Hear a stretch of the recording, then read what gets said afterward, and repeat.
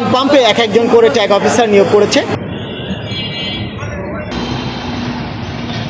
বৈশ্বিক জ্বালানি তেলের সংকট মোকাবেলায় যশোরে কৃষকের জন্য ফুয়েল কার্ড চালু করেছে যশোরের কৃষি বিভাগ।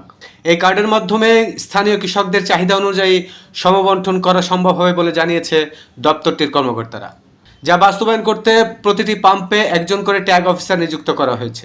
কিছুদিন ধরে যে বৈদেশিক যে প্রবলেমগুলো আমাদের দেশে চলতেছে যুদ্ধর কারণে, আমাদের দেশে তেল পর্যাপ্ত থাকার পরেও আমাদের যাতে তেলের অপব্যবহার না হয়ে যায়, মানে পাম্প থেকে যেন অন্য মানুষ যেমনি সেমনি তেল নিয়ে নেওয়া যায়, যার জন্য আমাদেরকে সরকার প্রত্যেকটা তেল পাম্পে এক একজন করে ট্যাগ অফিসার নিয়োগ করেছে। ট্যাগ অফিসার হিসেবে নিযুক্ত উপসহকারী কৃষি কর্মকর্তা বা ব্লক সুপারভাইজাররা কৃষকের তালিকা অনুযায়ী পাম্পে অবস্থান করে এই কার্ড বিতরণ করছেন। পেট্রোল সাধারণত 500 টাকা দেওয়া হচ্ছে, 500 টাকা বেশি দেওয়া হচ্ছে না।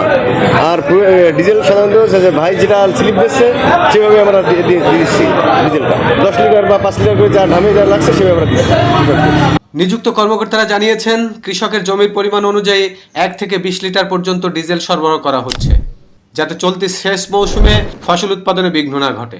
সেজন্য বারবার নিয়ে সেই তেলগুলো যেন নষ্ট না করে বা অন্য জায়গায় বিক্রি না করে, সেজন্য আমরা সেদিকেও লক্ষ্য রাখতেছি। সোভান নিপুণ, সুবর্ণভূমি ডেস্ক, যশোর।